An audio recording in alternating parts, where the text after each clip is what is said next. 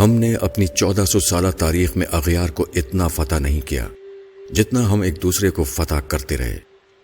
آپ کو شاید یہ جان کر حیرت ہو کہ مسلمانوں نے دنیا کا 95% علاقہ اسلامی عروج کی پہلی صدی میں فتح کر لیا تھا۔ مسلمان اس کے بعد 1350 سال اس علاقے کے لیے ایک دوسرے سے لڑتے رہے۔ ہمارے علم، فلسفے، سائنس اور ایجادات کی 95% تاریخ بھی ابتدائی 300 سال تک محدود تھی۔ ہم نے واقعی 1000 سال میں جنگوں کے سوا کچھ نہیں کیا۔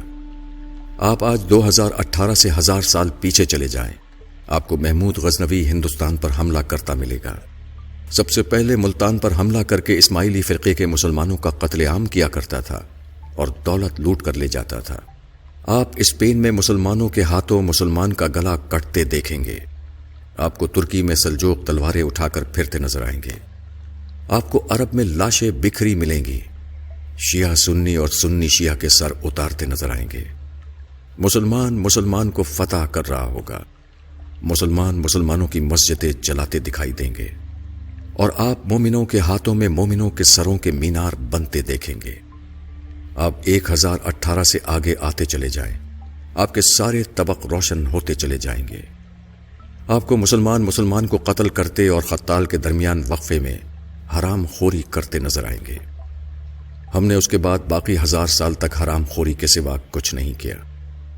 عالم اسلام 1000 سال سے کنگھی سے لے کر نیل کٹر تک ان لوگوں کا استعمال کر رہا ہے جنہیں ہم دن میں 5 بار بد دعائیں دیتے ہیں۔ آپ کمال دیکھیے، ہم مسجدوں میں یہودیوں کے پنکھے اور اے سی لگا کر، عیسائیوں کی ٹوٹیوں سے وضو کر کے، کافروں کے ساؤنڈ سسٹم پر اذان دے کر اور لا دینوں یعنی چائنا کی جائے نمازوں پر سجدے کر کے ساری دنیا کے لا دینوں کی بربادی کے لیے بد دعائیں کرتے ہیں۔ ہم ادویات بھی یہودیوں کی کھاتے ہیں، بارود بھی کافروں کا استعمال کرتے ہیں اور پوری دنیا میں اسلام کے غلبے کے خواب بھی دیکھتے ہیں۔ آپ کو شاید یہ جان کر حیرت ہوگی کہ ہم خود کو دنیا کی بہادر ترین قوم سمجھتے ہیں، لیکن ہم نے پچھلے 500 برسوں میں کافروں کے خلاف کوئی بڑی جنگ نہیں جیتی۔ ہم 5 صدیوں سے مار اور صرف مار کھا رہے ہیں۔ پہلی جنگ عظیم سے قبل پورا عرب ایک تھا۔ یہ خلافت عثمانیہ کا حصہ ہوتا تھا۔ یورپ نے 1918 میں عرب کو 12 ملکوں میں تقسیم کر دیا اور دنیا کی بہادر ترین قوم دیکھتی کی دیکھتی رہ گئی۔ ہم اگر جنگجو تھے، ہمارا اگر لڑنے کا 1400 سال کا تجربہ تھا، تو ہم کم از کم لڑائی ہی میں پرفیکٹ ہو جاتے اور کم از کم دنیا کے ہر ہتھیار پر میڈ بائی مسلم کی مہر ہی لگ جاتی، اور ہم اگر دنیا کی بہادر ترین فوج ہی تیار کر لیتے تو ہم آج مار نہ کھا رہے ہوتے۔ آج کم از کم عراق، لیبیا، مصر، افغانستان اور شام انسانی المیہ نہ بن رہے ہوتے۔ آپ اسلامی دنیا کی بدقسمتی ملاحظہ کیجیے۔ ہم لوگ آج یورپی بندوقوں، ٹینکوں، توپوں، گولوں، گولیوں اور امریکی جنگی جہازوں کے بغیر، ان کی وار ٹیکنالوجیز کی مدد کے بغیر خانہ کعبہ کی حفاظت بھی نہیں کر سکتے۔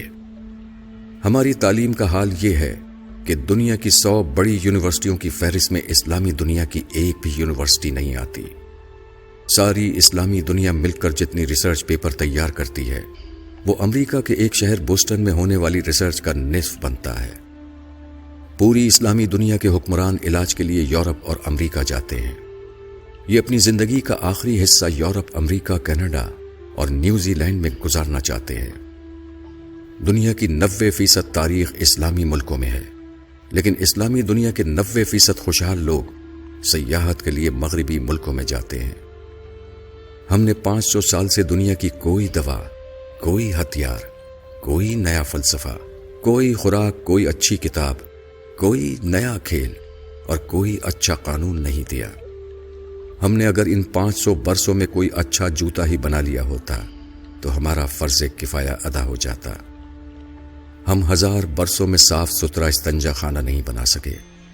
ہم نے موزے اور سلیپر اور گرمیوں میں ٹھنڈا اور سردیوں میں گرم لباس تک نہیں بنایا۔ ہم نے اگر قرآن مجید کی اشاعت کے لیے کاغذ پرنٹنگ مشین اور سیاہی ہی بنا لی ہوتی تو ہماری عزت رہ جاتی، مگر یہ بھی ہمارے علماء کی فکری ارتقاء میں بسنے والے کافروں نے ہی بنائی ہے۔ ہم تو خانہ کعبہ کے غلاف کے لیے کپڑا بھی اٹلی سے تیار کراتے ہیں۔ ہم تو حرمین شریفین کے لیے ساؤنڈ سسٹم بھی یہودی کمپنیوں سے خریدتے ہیں۔ ہمارے لیے آب زمزم بھی کافر کمپنیاں نکالتی ہیں۔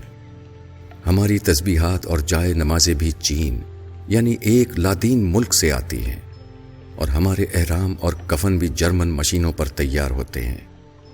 ہم مانیں یا نہ مانیں، لیکن یہ حقیقت ہے کہ دنیا کے 1.5 ارب مسلمان صارف سے زیادہ اہمیت نہیں رکھتے۔ یورپ زندگی کی نعمتیں ایجاد کرتا ہے، بناتا ہے، اسلامی دنیا تک پہنچاتا ہے، اور ہم استعمال کرتے ہیں، اور اس کے بعد بنانے والوں اور ایجاد کرنے والوں کو آنکھیں نکالتے ہیں اور ان پر لاکھوں مرتبہ لعنت و ملامت بھیج کر سر فخر سے بلند کرتے ہیں۔ آپ یقین کیجئے، جس سال آسٹریلیا اور نیوزی لینڈ نے سعودی عرب کو بھیڑیں دینے سے انکار کر دیا، اس سال مسلمان حج پر قربانی نہیں کر سکیں گے۔ اور جس دن یورپ اور امریکہ نے اسلامی دنیا کو گاڑیاں، جہاز اور کمپیوٹر بیچنا بند کر دیے، ہم اس دن گھروں میں محبوس ہو کر رہ جائیں گے۔ ہم شہر میں نہیں نکل سکیں گے۔ یہ ہم ہیں اور یہ ہماری اوقات۔ لیکن آپ کسی دن اپنے دعوے سن لیں، آپ ان نوجوانوں کے نعرے سن لیں جو میٹرک کا امتحان پاس نہیں کر سکے، جنہیں پیج تک لگانا نہیں آتا، مگر جس دن ان کے بوڑھے والد کی دہاڑی نہ لگے، اس دن ان کے گھر چولہا نہیں جلتا۔ آپ ان کے نعرے، ان کے دعوے سن لیجئے۔ یہ لوگ پوری دنیا میں اسلام کا جھنڈا لہرانا چاہتے ہیں، یہ اغیار کو نیست و نابود کرنا چاہتے ہیں۔ آپ اپنے علماء کرام کی تقریریں بھی سن لیجئے، یہ اپنے مائک کی تار ٹھیک نہیں کر سکتے، یہ اللہ اور اللہ کے رسول صلی اللہ علیہ وسلم کا نام اپنے مریدوں تک مارک زکربرگ کی فیس بک کے ذریعے پہنچاتے ہیں، یہ لوگوں کو تھوکنے کی تمیز تک نہیں سکھا سکے، یہ آج تک ابن تیمیہ، ابن کثیر، امام غزالی اور مولانا روم سے آگے نہیں بڑھ سکے۔ پورے عالم اسلام میں ایک بھی ایسا شخص نہیں جو ابن عربی کو سمجھنے کا دعویٰ کر سکے۔ ابن حشام اور ابن اسحاق بھی ہم تک آکسفورڈ پرنٹنگ پریس کے ذریعے پہنچے تھے، اور ابن رشد بھی ہمیں یورپ کے اسکالرز نے سمجھایا تھا۔ لیکن آپ علماء کرام کی تقریریں سن لیں، آپ کو محسوس ہوگا نعوذ باللہ، نعوذ باللہ، پوری کائنات کا نظام مولانا اللہ دتہ چلا رہے ہیں۔ یہ جس دن حکم دیں گے اس دن سورج طلوع نہیں ہوگا، اور یہ جس دن فرما دیں گے اس دن زمین پر اناج نہیں اگے گا۔ ہم نے آخر آج تک کیا کیا ہے؟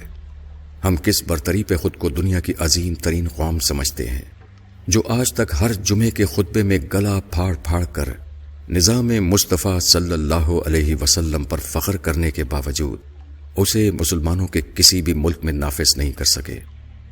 مجھے آج تک اس سوال کا جواب نہیں مل سکا۔ ہم اگر دل پر پتھر رکھ کر یہ حقیقت مان لیں تو پھر ہمیں پتہ چلے گا کہ ہماری حرام خوری ہماری جینس کا حصہ بن چکی ہے۔ کالم از جاوید چودھری۔